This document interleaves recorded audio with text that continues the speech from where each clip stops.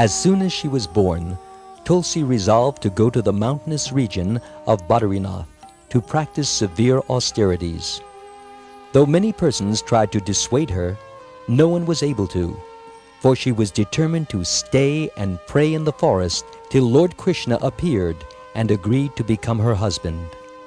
During a period of 100,000 celestial years, she endured the following. In the summer, she exposed herself to 4 fires around her and the sun above. In the winter, she submerged herself in the icy waters. And in the rainy season, she subjected herself to heavy downpours at the funeral grounds. For 20,000 years, she subsisted on fruits and water. For 30,000 years, she chewed dry leaves. For 40,000 years, she lived only on air. And for 10,000 years, she ate nothing and just stood on one leg.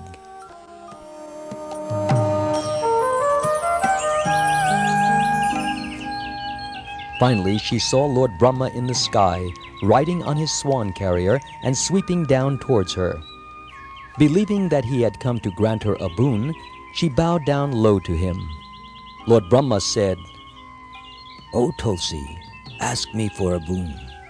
Whether it be devotion to Lord Hari or servitorship to him, or freedom from old age or freedom from death, I will grant it."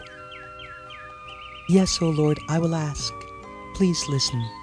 I will not hide my desires out of fear or shame, since you are all-knowing. My name is Tulsi.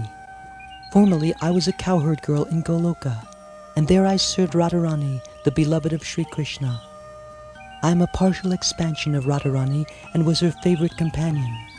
But one day, in the place where the Ras dance had occurred, Krishna became intimate with me and I fainted from excessive joy. While I was lying there, Radharani suddenly appeared and saw me in that condition. She was not at all pleased. Blinded with fury, she first reproached Krishna and then cursed me. She said, "O vile one, go and take birth as a human being." Then Krishna said to me, "When you take birth in India, if you practice austerities, Lord Brahma will grant you a blessing. He will arrange for you to marry the four-armed Narayan, who is an expansion of myself." Then Krishna disappeared, and out of fear of Radharani, I left Goloka and was born in this world. So please grant me that boon. I want to have that handsome and peaceful Narayan as my husband. O Tulsi, Sudama was a partial expansion of Krishna and was one of Krishna's cowherd boyfriends in Goloka. As a result of a curse by Radharani, he is presently living on earth among the Danavas or demon race. His name is Shankachuda.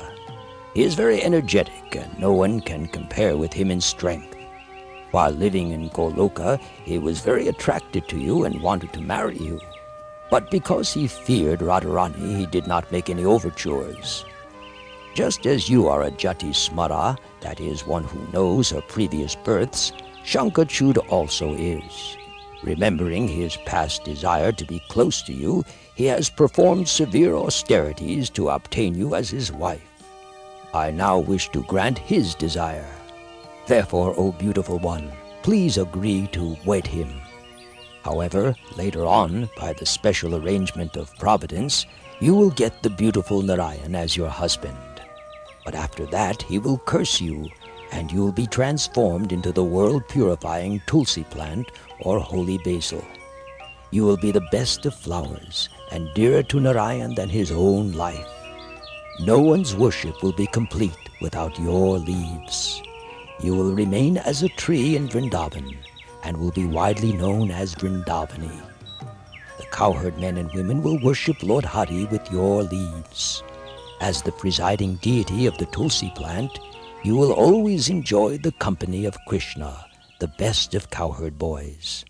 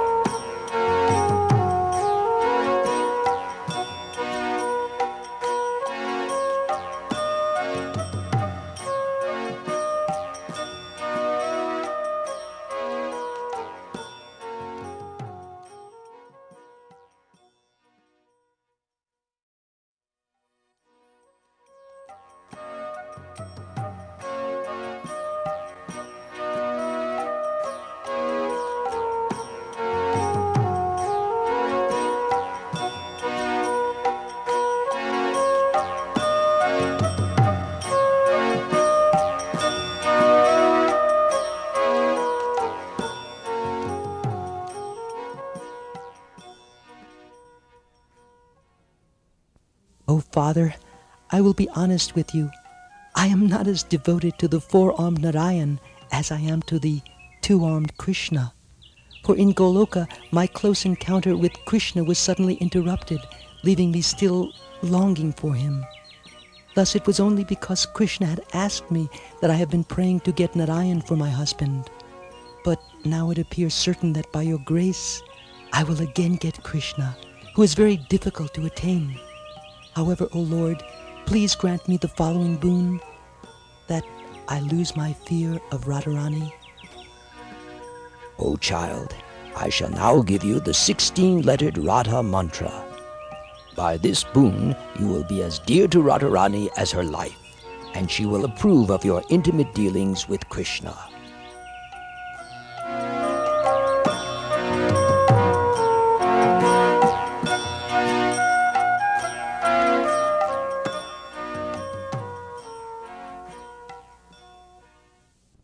Lord Brahma initiated Tulasi Devi into the 16-lettered mantra, the hymn, and the mode of worship of Sri Radha. Then, blessing her, he disappeared. As directed, Tulsi engaged herself in worshipping Srimati Radharani, and after 12 years, attained success. Obtaining the desired boon, she reaped the fruits that were unattainable by others. As the pangs of her austerities ended, she became cheerful. When one gets the fruits of one's labor and then considers the difficulties experienced in attaining them, the difficulties then seem pleasurable. Tulsi was in the prime of her youth, and she longed for the company of Sri Krishna. Finishing her food and drink, she lay down on a beautiful bed decorated with flowers and perfumed with sandal paste. She went to sleep with a happy heart. But while she slept, Kamadeva, the god of love, shot 5 arrows at her, arrows that were meant to enchant her.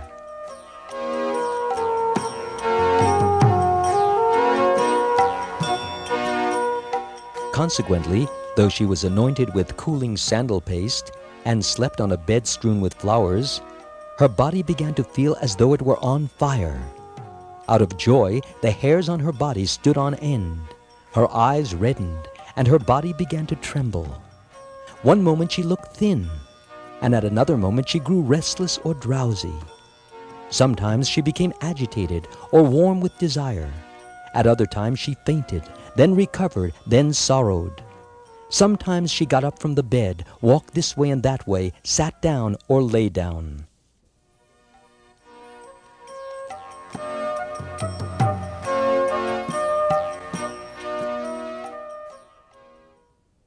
This abnormal condition of her body and mind increased daily, so much so that her soft bed felt like a bed of thorns.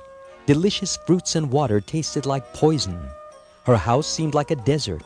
Her soft, delicate cloth felt hot like fire, and the vermilion mark on her forehead pained like a boil. In her dreams, she saw a nicely dressed, smiling, jolly youth. He was adorned with jewels, besmeared with sandal paste, and garlanded with flowers. Gazing at her face, he spoke to her affectionately, and embraced and kissed her repeatedly. One moment he went away, the next moment he returned. Then she cried out, "O Lord of my heart, where are you going? Please don't go." When she awakened, she wept again and again. In this way, Tulasi Devi passed her days at Badarik Ashram.